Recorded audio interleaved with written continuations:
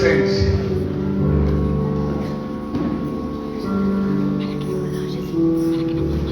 Quiero compartirles esta noche una palabra que Dios puso en mi corazón ya hace unos días.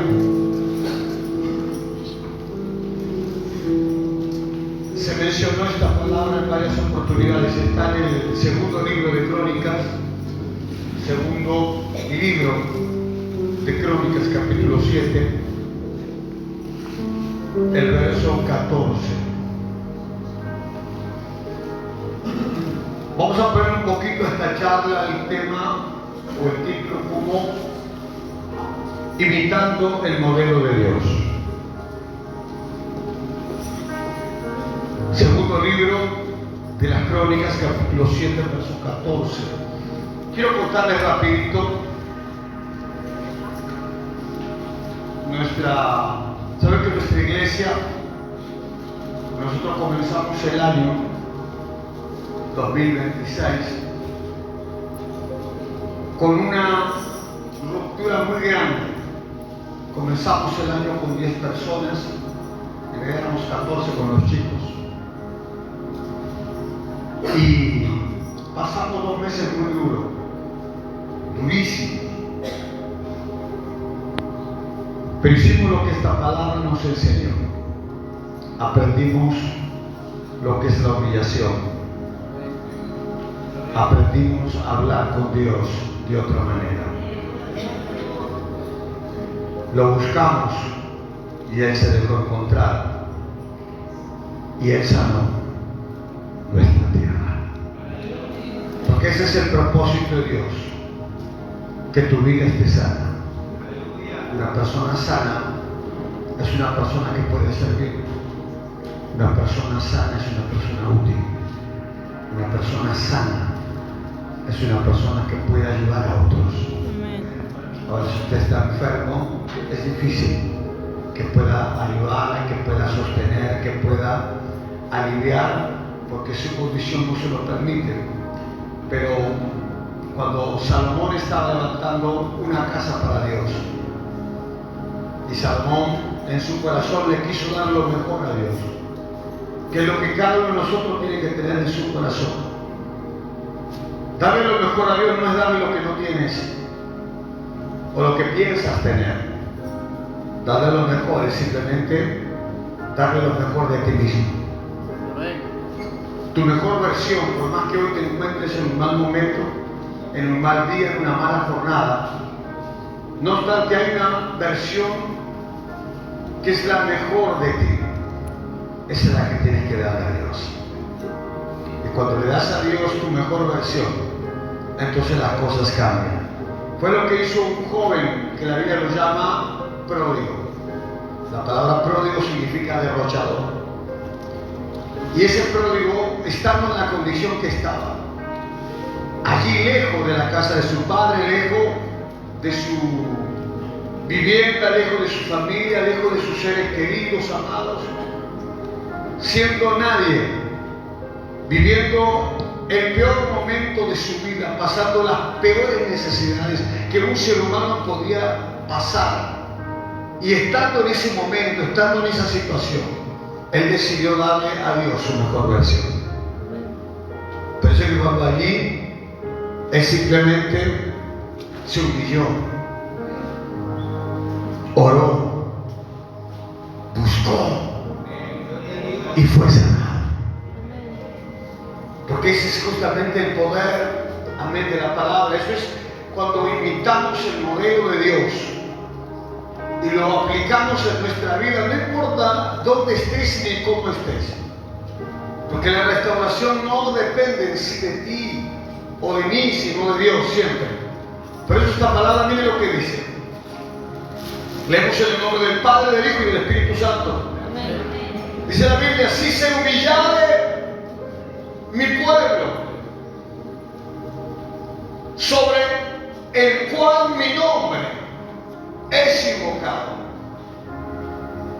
y oraren y buscaren mi rostro, y se convirtieren de sus malos caminos, entonces, no antes, entonces yo oiré desde los cielos y perdonaré sus pecados y sanaré su tierra. Impresionante. Den un aplauso a esta palabra. Habla por sí misma. ¡Wow! ¡Tremendo!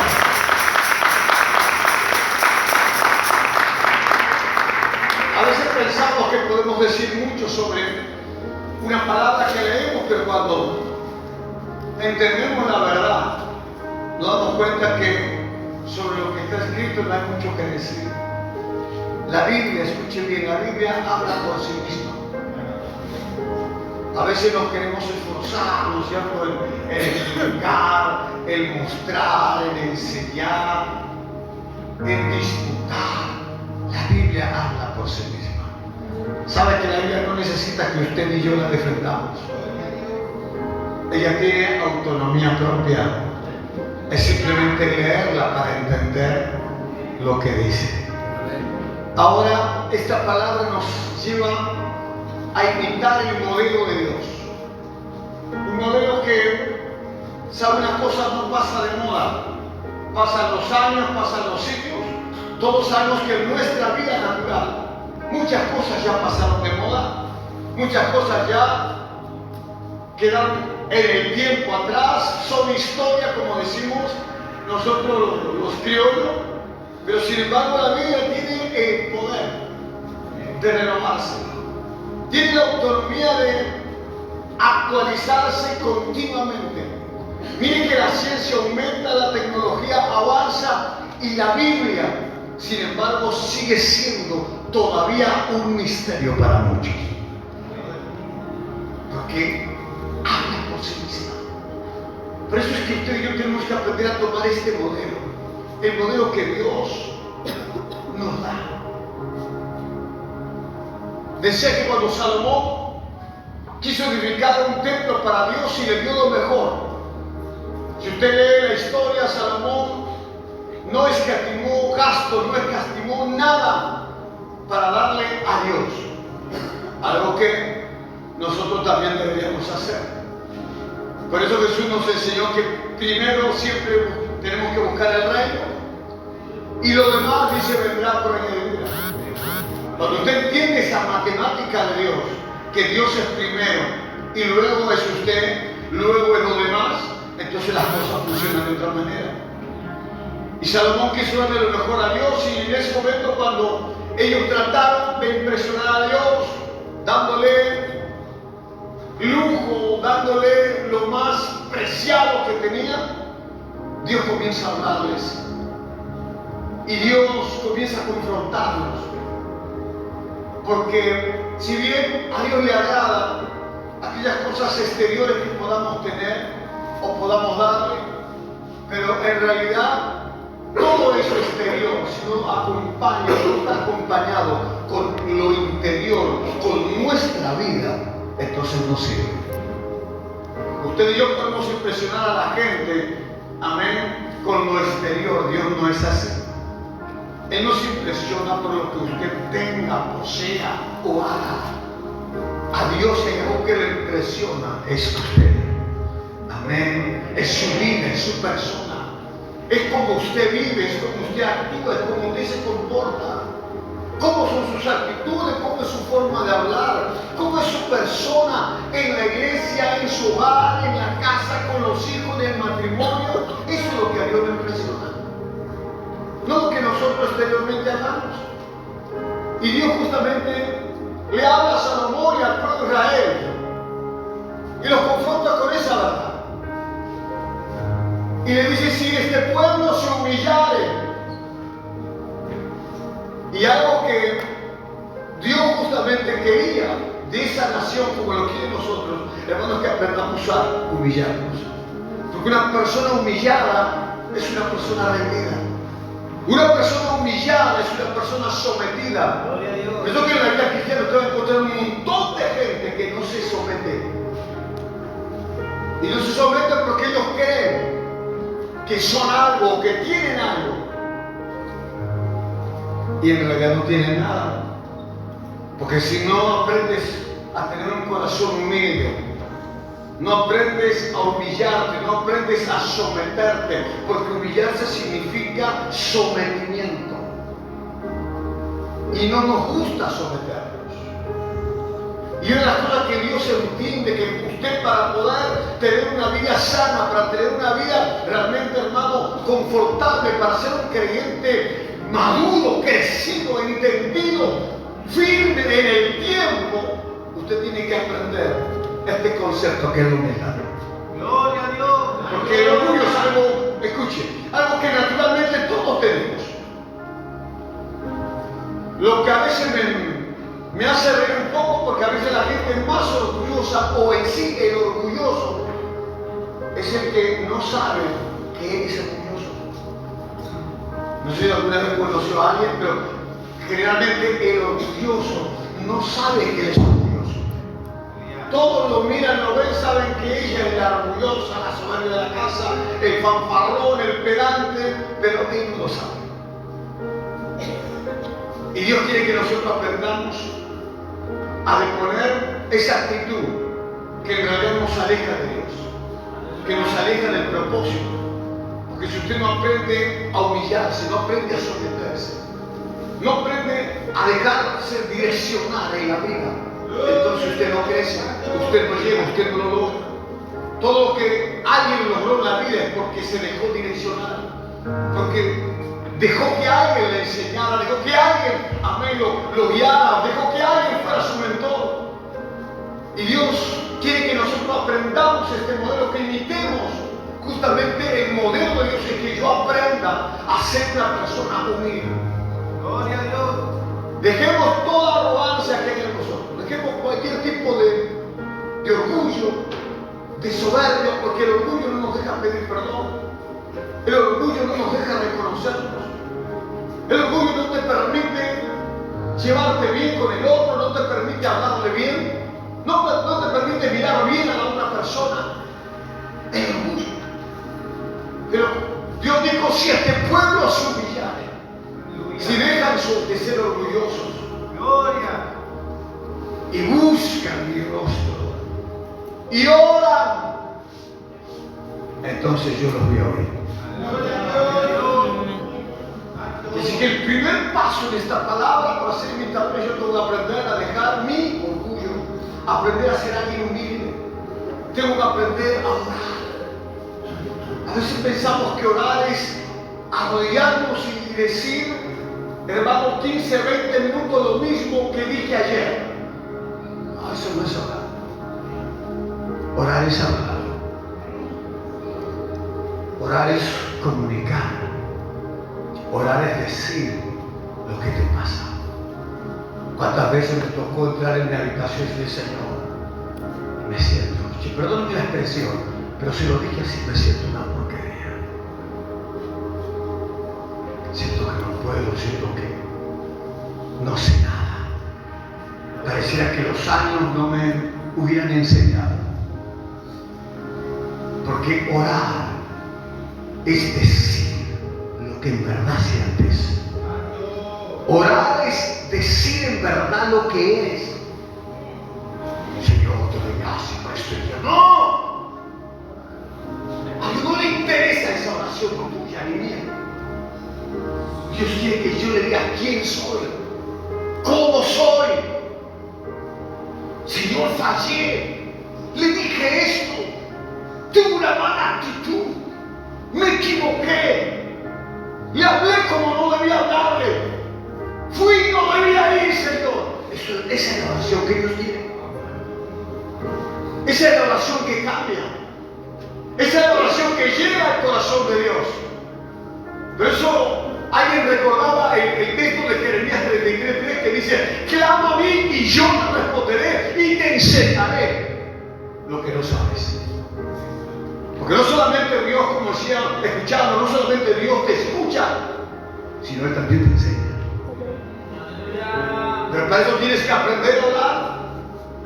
Por eso los discípulos le dijeron a Jesús, Señor, enséñanos. Porque la oración no son palabras religiosas, no son palabras adornadas, palabras lindas. No, la oración es la charla, es el diálogo, es la comunicación que usted y yo tenemos con Dios. Pero sinceramente, a Dios tú le dices quién eres realmente. Quizás acá con los hermanos te muestras que eres el pastor Daniel Sotelo, 30 años de pastor, 31 años. Gloria a Dios. Santo. Dios no quiere esa oración. Dios quiere la oración de quién soy, de cómo estoy. Esa es la oración que Dios quiere. Por eso Dios le dijo, si ustedes oran, hablan conmigo, me dicen las cosas como son, yo los voy a escuchar. Porque a quién le gusta en la vida, hermano, que alguien venga, te hable y te mienta. O te venga a dudar inclusive. A nadie. A nosotros mismos no nos gusta que alguien nos esté hablando y usted es consciente que te está mintiendo. Consciente que te está diciendo, no, si yo le dije, mira, no, yo no fui, yo no lo hice, cuando vos sabés que fue, lo hizo y fue parte del asunto. No nos gusta lo que dice Dios. Dios quiere una oración que salga de ti mismo, de quien tú eres en verdad, de lo que hiciste en su momento. Esa es la oración que Dios quiere escuchar. Pero cuando alguien ora así, es porque en realidad está buscando a Dios.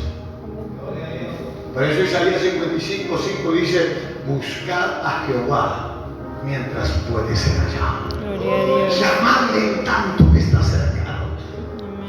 Porque buscar, hermano, significa justamente necesitar algo. Proverbio dice, así como a plata la buscares y la escribiñares como a tesoro, hablando de la sabiduría de Dios. Mostrando que el creyente tiene que buscar a Dios. Como alguna vez a mí me ha pasado, no sé a usted, pero alguna vez me ha pasado cuando viajamos con las monedas. Tenía que viajar y no tenía. Y abría el cajón de la compra. Iba a revisar algún saco. Y me iba para acá y andaba buscando por todos lados porque tenía que viajar. Y andaba buscando ese dinero o esa moneda que sabía que en algún lado, en algún saco capaz que podía haber estado. Y la busqué. Hasta que la encontré y pude viajar. Bueno, dice Proverbio 2 que así yo debo buscar a Dios. Porque buscar a Dios es actitud de necesidad. ¿Por qué lo buscamos? Porque lo necesitamos. Usted no vino acá porque no tenía nada que hacer. Usted no vino acá ni yo tampoco porque simplemente me invitaron. Simplemente es una excusa la invitación. Vengo por necesidad. Nuestra necesidad de Dios es la que nos trae. Nuestra necesidad de Dios es la que nos convoca. Nuestra necesidad de Dios es la que hace que cada reunión dejemos nuestros quehaceres, dejemos nuestras obligaciones de casa, de familia, no siempre a veces inclusive de trabajo. ¿Por qué? Porque queremos buscar a Dios. Por eso dice que si este pueblo dice, me buscaron, oraron y me buscaron. Entonces, Dios dijo, yo será su tierra si se convierten de sus malos caminos. Amén. ¿Qué crees?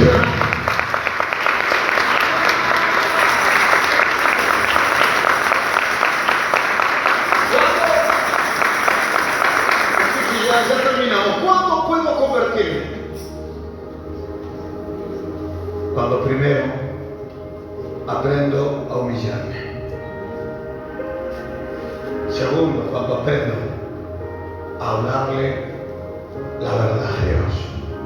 Decirle realmente lo que soy. ¿Qué dijo el peor Dios? Pequé contra Dios, pequé contra mi familia. Ese hombre habló y dijo en su oración lo que él había hecho.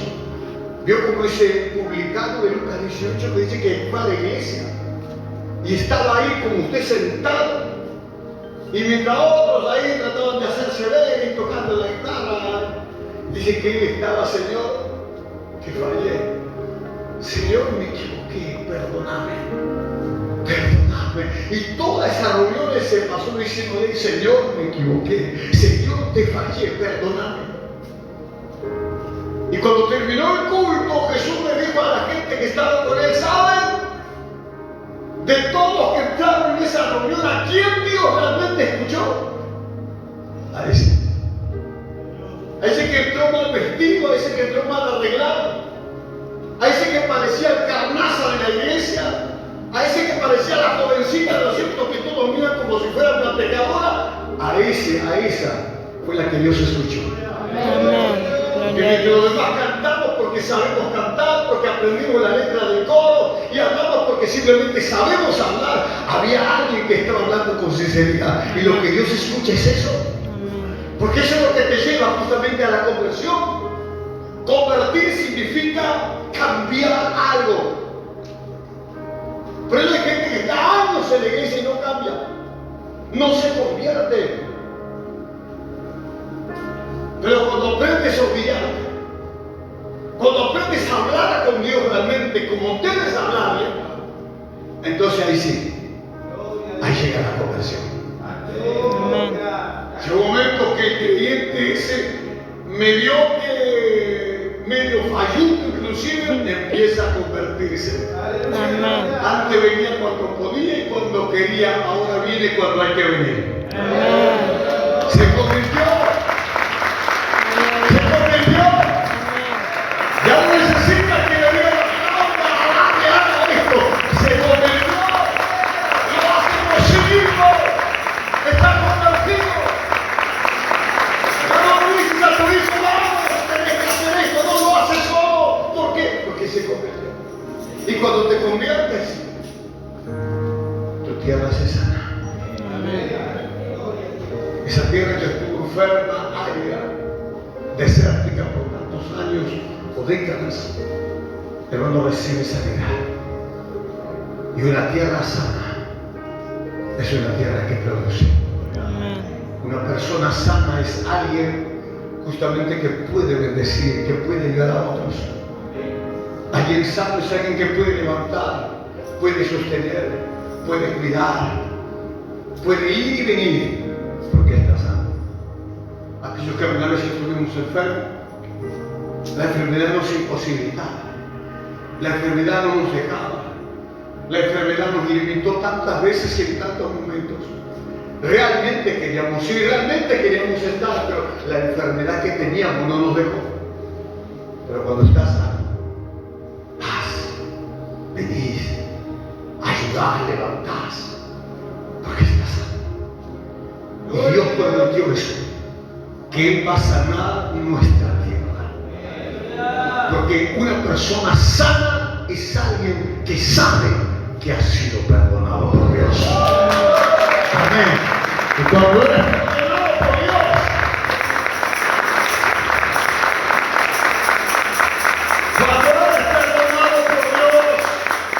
y lo sabes, ya no importa lo que digan, no importa lo que hablen, no importa cómo te miren, no importa, amén, cuánto se le ocurra decir, pensar o hacer, tú fuiste perdonado. Mientras otros hablan de lo que eras, tú sabes lo que eres en Dios. La gente siempre se va a quedar con tu pasado. La persona siempre se va a quedar con lo que hiciste en el tiempo atrás. Pero cuando te conviertes, cuando te sanas, ya ni siquiera te interesa que otros piensen, que otros digan, que otros hagan. Tú simplemente obedeces a Dios.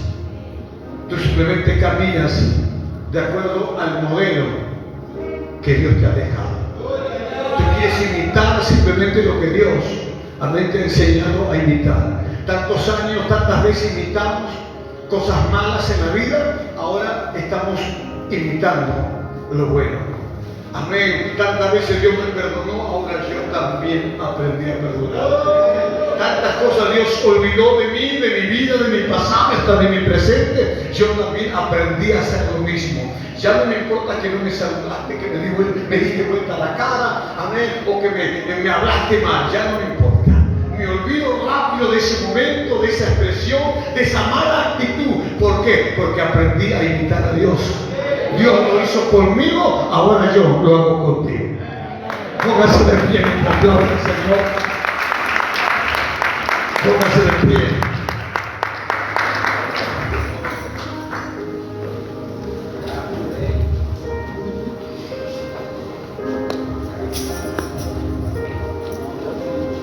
Lo que tienes que aprender a poner en tu papel, cuando otra vez te den para escribir, por ahí ponemos, ¿no es cierto?, según mi economía, mi trabajo, que me aumenten el sueldo,